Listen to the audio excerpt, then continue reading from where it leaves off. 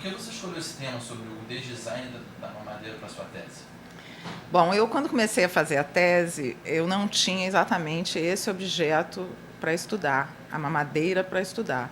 Eu tinha o interesse de fazer um trabalho que conseguisse falar do design, abordar o design como um colaborador dessa cultura do consumo que a gente vem vivendo e como um elemento de toda essa máquina econômica, né? Que é uma questão que é bem delicada para o designer, né? Porque o nosso trabalho é muitas vezes visto como um poço, um fator de aumento de vendas, né? E na verdade esse lado de mercado, essa coisa assim de marketing, contraria a missão da nossa atividade, que é outra, né? Que é você poder viabilizar produtos que facilitem a vida das pessoas e não ficar fazendo elas gastarem sem parar, né? Então eu queria tratar disso e fui estudando, fiz um estudo bastante amplo, né? E nesse sentido eu até contrariei um pouco a orientação, não, mas contrariei um pouco o rumo que normalmente os trabalhos de acadêmicos tomam, né? Que é de focar. Eu, na verdade, abri e fui fazer matéria de teoria política nas relações internacionais. Eu fui estudar uma coisa de um jeito amplo para poder entender qual é o papel do design nesse processo todo. A questão das mamadeiras veio um pouco depois, veio quase 2 anos depois de eu já estar no doutorado. E o fato é que eu havia feito contato com o Instituto Fernandes Figueira por causa de projetos, 2 projetos de alunos aqui do Departamento de Artes, já formados, que diziam respeito a utensílios de uso hospitalar. E eram projetos tão bons, que eu fiquei muito incomodada deles ficarem só com a nota e a gaveta, né? Então, eu pedi um horário no Instituto Fernandes Figueira, fui levar esses projetos, e com esse contato lá, eu fui, então, fazer o contato com o Banco de Leite Humano, e me contaram a história da mamadeira. Então, como designer, foi como um desafio, uma provocação, porque eu levei um verdadeiro choque, como qualquer um leva ao saber das coisas que eu levantei sobre a mamadeira. E aí eu peguei e falei, bom, então, já que tem que ver, vamos ver de verdade, né? E aí eu saí pesquisando, e aí a mamadeira se transformou num produto símbolo exatamente dessa questão que tanto me incomodava e que eu tinha me proposto a estudar desde o início. E digamos assim, o que você tem que alterar na mamadeira? O formato, o material? A questão é muito complexa, né? Mas, assim, de uma maneira bem sintética, o que dá para dizer é que, contrariando tudo que a gente sempre fez e sempre pensou, e eu, inclusive, fiz, a mamadeira ela é um produto que não rola, não funciona, ela não é boa. Primeiro, porque ela é veículo dos leites artificiais, que não são absolutamente o ideal para alimentar crianças, né? Os leites artificiais podem ser, sim, de repente, uma alternativa para os casos em que realmente não há possibilidade de amamentação. Mas, como veículo, né, a mamadeira ela traz muitos problemas, né, que eu, inclusive, levantei na defesa. Para começar, vamos dizer assim, o que eu considero o mais flagrante, né, e o que eu, quando ouvi, eu pensei, caiu uma ficha do tamanho de um bonde na minha cabeça, é o problema formal, né, que ela é um objeto formado de várias partes, composto de várias partes, que são unidas por roscas, né, e que o bico tem material aderente. Então, o leite, tá, um leite, pela sua composição, Se ele ficar mais de 2 horas em temperatura ambiente, ele estabelece uma geração de bactérias. E esse ambiente das roscas e da coisa, quer dizer, se não estiver absolutamente bem lavado e esterilizado, ele é um ambiente ideal para essa propagação, né? Então, somando aquele problema do leite que eu tinha dito antes, com o problema da mamadeira e o uso indiscriminado, né, porque a gente não para pensar, lava, esteriliza quem tem possibilidade, né? Mas e quem não tem nem a água de qualidade, né, para colocar? A questão da água, a questão de água boa para beber é uma questão mundial e não adianta dizer que é só na África que acontece, porque não é, entendeu? A gente vê aqui na cidade, muitas vezes até a gente está agora com esses purificadores de água e tudo mais. Por quê? Porque a questão da água é uma questão muito delicada, a coisa da limpeza, né, da pureza dessa água. Então, poxa, imagina ter que esterilizar. Tem populações e comunidades e situações em que você não dispõe nem de panela. Como é que você vai esterilizar, entendeu, as mamadeiras? Então, por aí vai. É uma sequência de causas, né?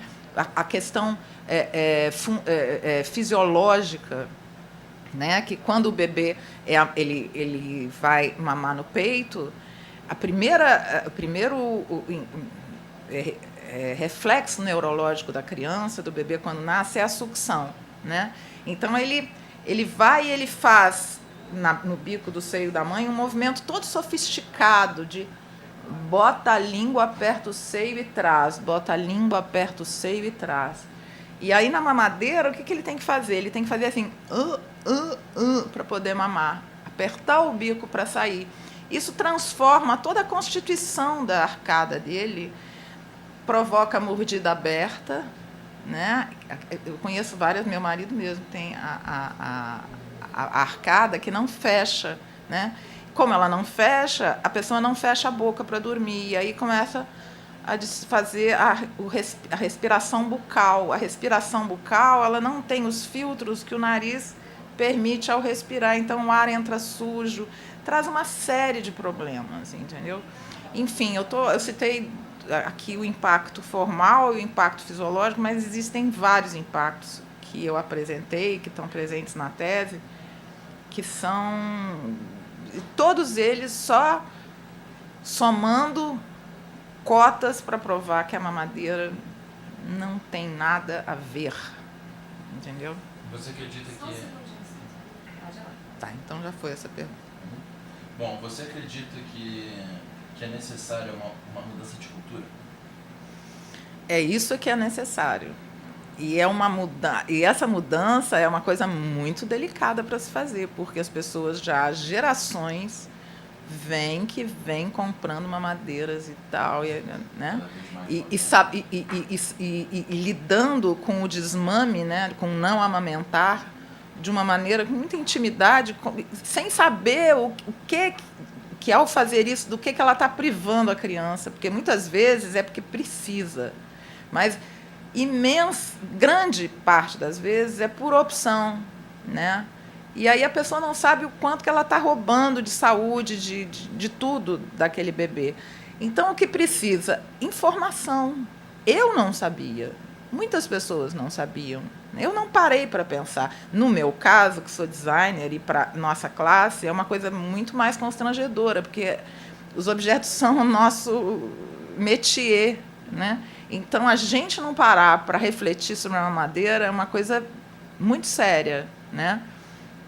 E daí, então, até eu encaminhar a minha tese para fazer para chamar a atenção de que nós precisamos mudar a nossa metodologia de projeto, principalmente no ensino universitário, para que a gente consiga pegar esses produtos perigosos e não encarar eles como se fossem objetos acima de qualquer suspeita, né? Mas, tá bom? Não, eu acho que eu ia dizer outra coisa. Não, mas qual é a mesma pergunta? Aí vocês editam isso aqui. Qual é mesmo? Não, se por acaso você considera que é importante a mudança de cultura. Então, quer dizer, a mudança de cultura, ela é real e é uma coisa muito difícil de ser feita. Agora, é aquela coisa, se a gente pensar, nossa, é muito difícil, não vamos fazer, o que está em jogo é a saúde de milhões de bebês. Todos os anos morrem 1.300.000 crianças, isso é dado da Organização Mundial de Saúde, pelo fato delas não terem tido acesso à amamentação, né? Então, é complicadíssimo, inclusive, pelo seguinte, porque existem campanhas super fortes, o Brasil é um dos países signatários da Aliança Internacional, e existe todo um programa nos hospitais públicos para incentivar a amamentação, uma série de coisas que vêm sendo bastante trabalhadas pelo governo e pelos profissionais de saúde, muitos profissionais de saúde da rede pública. Porém, na rede privada, que é o lugar que a minha classe, que é a classe média, que é a classe da gente, costuma frequentar, né? E outros lugares mais também classes altas, etc., nosso padrão é um padrão de, muitas vezes, optar por cesariana, né? De ter mais acesso, mais facilidade de comprar a mamadeira, né? Leites especiais, artificiais e tudo mais. E o fato é que nós somos, de alguma maneira, formadores de opinião. Então, se existe um trabalho trabalhando as bases, né, nos hospitais públicos e tudo mais, mas a gente não fica sabendo de nada e não muda de conduta, né, como essa força de formador de opinião, ela é forte, ela existe, parece que a coisa não sai do lugar. Então, trata-se da necessidade urgente de mudança de cultura, sim. Você desenvolveu algum modelo, patenteou a ideia, alguma coisa? Não, eu não desenvolvi, mas assim, no decorrer da pesquisa eu cheguei a conversar com as pessoas, os pesquisadores do Instituto Fernandes Figueira, da Fiocruz. Interessaram pela ideia? Existe um grande movimento assim de necessidade de se desenvolver copos, né? O copinho, porque o que vem se usando são copinhos adaptados.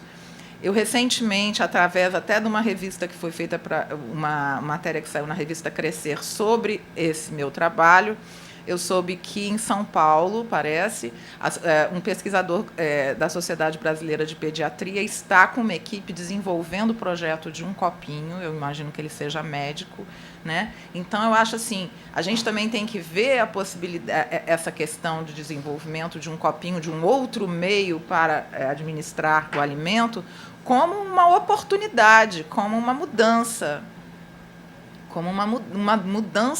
bacana, né? Quer dizer, uma oportunidade de quê? De criar uma nova forma, de criar um produto desejável, que seja confortável, que seja, quer dizer, ao invés da gente ficar lá errando com a mamadeira e só redesenhando a mamadeira, vamos então fazer um negócio mais bacana, que vai fazer bem para as crianças e que vamos criar, toda hora não tem lançamentos, inovações, vamos fazer uma inovação compatível com o conhecimento científico alcançado, entendeu? E junto com ela também não é simplesmente, não dá uma madeira, dá o copinho, não, vamos divulgar a necessidade, o que as pessoas precisam saber sobre a maravilha que é a questão do leite humano e o reconhecimento de que isso não é uma coisa automática nas mulheres, que isso é um processo que tem que se aprender, tem que se pensar, tem que se tentar, às vezes dá certo, às vezes demora a dar certo, tem que ter muita paciência, mas é uma coisa que vale a pena investir.